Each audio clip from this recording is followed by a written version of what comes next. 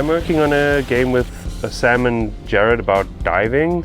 It's kind of about diving into a deep sea trench where you don't know what's down there. The theme of the jam was uncertainty, and it's the uncertainty of the depths and the unknown, and you don't know what you're going to find down there. Maybe you don't know how long it's going to take you to get back out of the trench.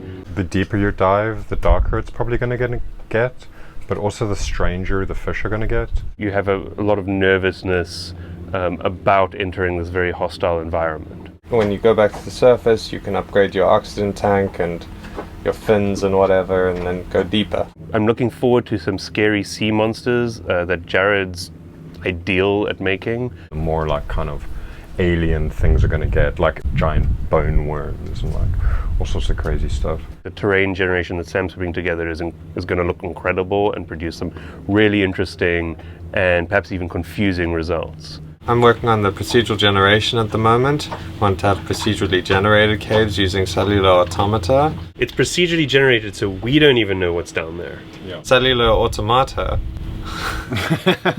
Cellular automata. Cellular automatos. Automata. Cellular automatoes.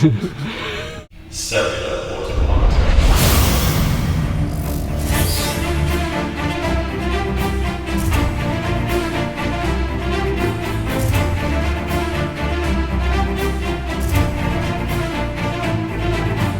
So we went to this hong behind us, and there's this cool cave entrance with this little secluded beach that you can go through the cave and into the hong.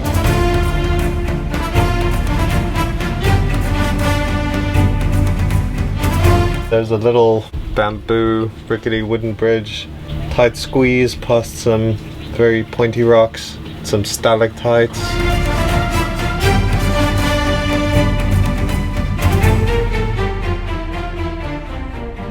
And then you just kind of get out the other side and it's all Jurassic-y, giant palm trees.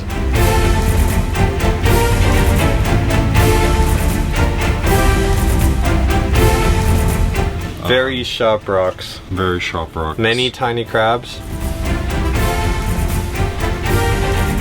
This is really, really muddy.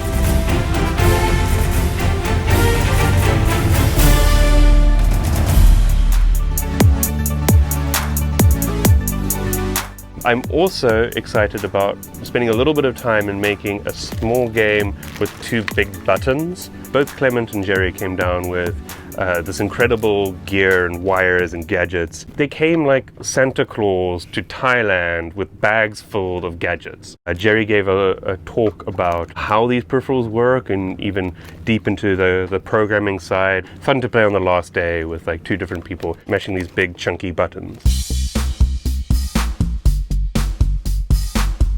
Hello!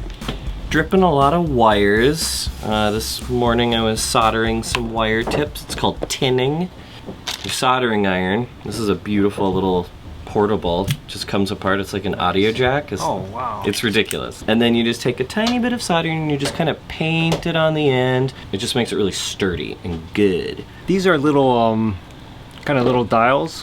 Potentiometers. Yeah, potentiometers, yeah. And I've attached a clothespin to them. If I got time, I can make a whole collection of eyebrow controlled games like eyebrow pong, eyebrow racing, eyebrow boxing. His mouse is actually moving on the screen with his eyebrows just a little bit. It's analog, so the faster you move your eyebrow, the harder you can Ping, ping. yeah, hit the ball. Gonna have to make a little head strap of some kind so they don't need to hold it here. Eyebrow dating sim. Yeah.